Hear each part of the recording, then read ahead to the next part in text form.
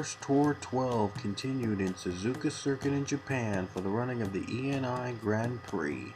Since the track can only hold up to 27 drivers in once, this was separated to two dual races in a weekend of 21 drivers each. The first race has drivers number 25 to 99. Roman Rahal took the pole in the very first race, but right off the bat there was drama already. As you see, a battle for second. It turned ugly real quick as the 90 of Jacob Lawler subbing in for Dan Coffey. As you see right here, one driver spins and then he himself would get contact with the turns and he would get involved as well. Here's the spin we mentioned before. Johnny Gardner and 97 Joshua Balkin and one other driver, Austin LaPlante, got involved there.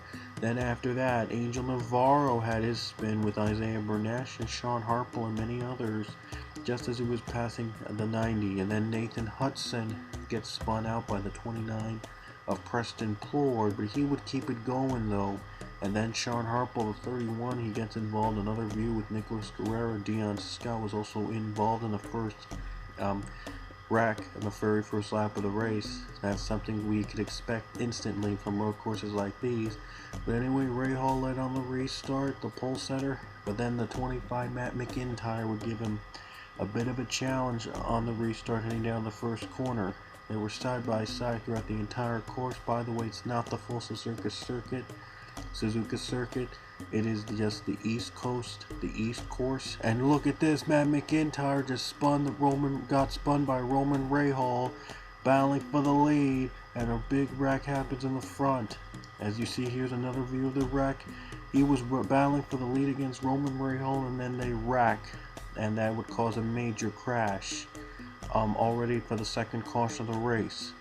Trevor Gelfi, Preston Plord went on the race for the caution to the lead. Side-by-side battle between Plord and Gelfi. Gelfi had the preferred line, but Plord is going to make it out to the caution by inches, just barely over the 93. So you can expect to see some good racing here in Suzuka. And the wreck after the 25, the 40 Austin Talley got himself to a spin of his own. The 96 as well spun out for the second time today, and Daniel Voyle was also involved in it as well. The second restart of the race, 29 Preston Plord got away from the 93 of Trevor Gelfi, and Gelfi himself will get into some trouble as he gets contact with the 77 Kyle Thomas. Thomas would be out of the race, and here's Gelfi's view. He hits right in the 25 of Matt McIntyre, and Intyre gets again involved in a major wreck. He was involved in the first wreck with the leaders, and the 33 Austin LaPlante will get spun out as well, getting out of the caution, getting out of the wreck. Then the restart came out again. Roman Rahal moved up to second. Rahal, though, he would get a good start over Preston Plord. He would jump instantly and make a side-by-side battle with drafting help from the 26 of Johnny Gardner. I'm surprised with the wrecks like that the 66 was able to keep a top 5 position and even battle for the lead, even though he was involved in the 25 spinning out. A little scare right here, a little contact with the 29, but Preston Plord would clear the 29 and he would retake the lead. Then we would have our next caution of the race, as you see Austin Talley again with Nicholas Guerrero spinning out as well in almost the same corner. And then Daniel Voiles gets bumped from Nathan Hudson, but Hudson himself would get loose. And Hudson would go on, but not Daniel Voiles. He'd be out of the race. Another restart in third. Roman Rahal took the lead, but the battle for second, Johnny Gardner would try to battle the 29 of Preston Plord for the second position. Joshua Balkin trying to find room. He's battling in fourth, but Cody Hagan trying to make a fifth place spot out of him. There you see 26. He got spun by the 29 of Plord, and Gardner would not continue the race. He'd be out of the race. Then the 29 Plord, after he spun out the 26, he gets spun of his own. Isaiah Bernesh and Angel Navarro involved in the wreck as well. And that put out those drivers out of contention for the win. Guess who got in second? Joshua Balkin, who was just battling for fourth. Now he's in second, and on the final restart of the race, he would battle for the lead, and he's hoping to get the win. If there's another caution, Cody Hagan slides up the track and gets loose, but that would not pull out a caution. And then we still say side-by-side battle with Roman Rahal and Joshua Balkin. Rahal gets in contact, but he gets to save it, and the 97 though is away, and he would lead us to the caution flag. Cody Hagan, the 88, spun out on this corner, but that's not why the final caution came out. He was on his way to pit road, and then he missed it, and he couldn't get his steering right, and hits the tire and hits the pit barriers. He would be out of the race. Also, we'd have another wreck with Matt McIntyre yet again, and this time he gets bumped by Dion Scott. The race would enter the caution from there. Coming off the final corner on a caution wild pass over Roman Rahal, Joshua Balkin will take his first career NASCAR Pokemon Cup Series win in the first race of the E&I Grand Prix. And moving on, we're now moving on to race 2 with drivers numbered 1 to 24. Luke Walker is on the pole, number 3. On his outside is the 4 of Chris Washer, number 4. So 3 and 4 on the front row, but Chris Washer got a bit of a better start than Luke. But Luke, though, is not giving up, getting drafting help from Alex Hawkins in the 19, and even the 02, his teammate Leah Walker. I'm also trying to help him out a little bit. Well, not really. They're battling side by side, even though they're supposed to be teammates. But Luke Walker, he won last race at Hockenheimring. He's looking to win for the second weekend in a row. But Leah Walker, though, gets the second spot away from Luke down to the line, and Chris Washer would pull away thanks to the two drivers battling for the position for the second spot. The first caution would not come out, though, until lap 3, when Jasmine Acosta got spun out by the 8 of RJ Bishop. And this is Bishop's view. After Bishop got himself into a wreck, he would spin out, and Aaron Frank would make contact with the number 8. And then after the wrecks, Benjamin Miles himself would get into some trouble trying to avoid the wreck. He gets too high up on the corner and gets stuck there. On the first restart of the race, of race 2, Washer would lead to the caution, but Leah Walker got a better restart, getting drafting help from the 3 of his teammate Luke Walker. Now they're finally helping together, working together finally.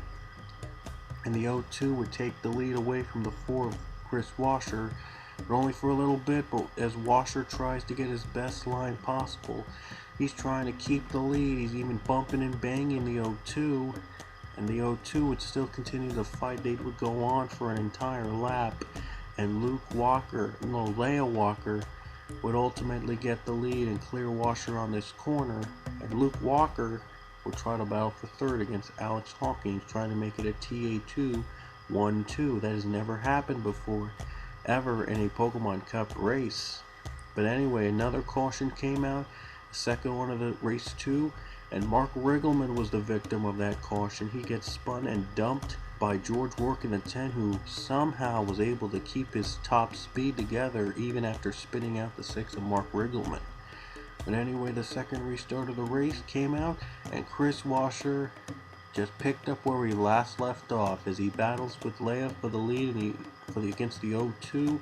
This time he would have the preferred line, but the 19 Alex Hawkins trying to squeeze in the middle. As you see here, as Hawkins was trying to squeeze in the middle, he just couldn't do it though. Leia Washer would battle side by side for the lead. Washer still has the preferred line. Hawkins trying the best he can to, draft one of them. I think he's drafting Leia or Washer. Either one of them would probably drafting Leia Walker to the front.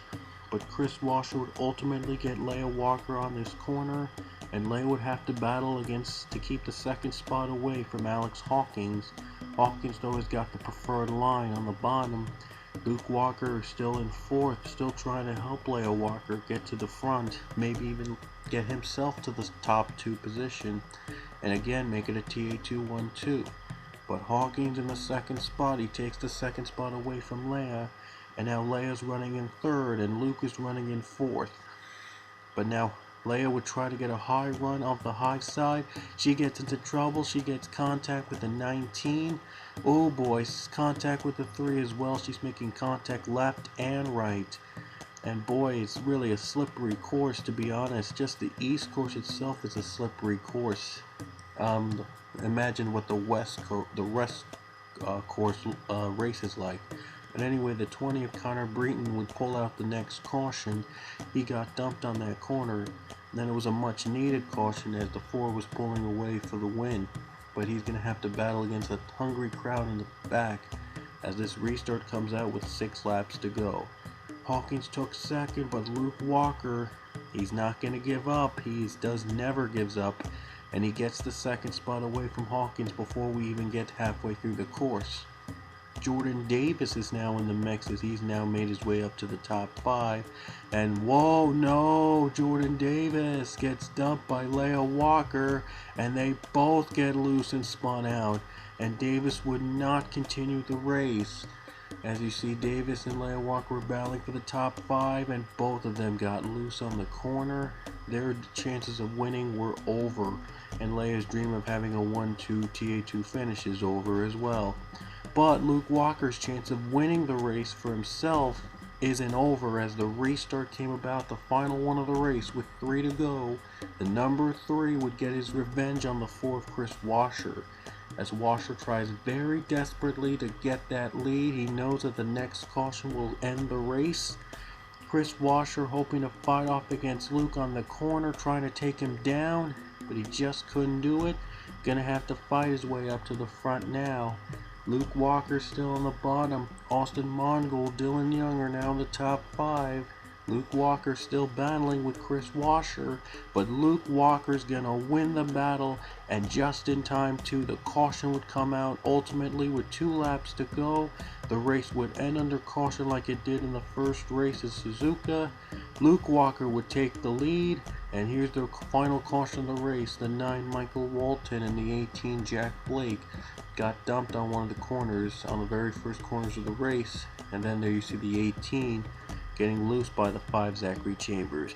But coming off the final corner under caution, Luke Walker will get his 2nd win in a row in a weekend here in Season 12 at Suzuka Circuit, the 2nd race of the E&I Grand Prix. And also made history on his own too. He becomes the 7th driver in Pokemon Cup history with 10 plus victories. Jordan Davis achieved that feat earlier in Chatham, but he also had another one in his own. Anyway, your first race results: Balkan wins over Roman Rahal, and now your second race results. Luke Walker as Chris Washer 3 and 4 finished 1-2, and we had a couple accidents as well. Just showing you a little bit slower if you're wondering, just for you guys to have enough time to find where you finish in each race, 1 or 2. But anyway, that'll do it from a wild weekend at Suzuka Circuit. Next race will be at Donkey Kong's Tropical Raceway for the Yoshi's Woolly World 500. This race is gonna be bananas. See you there.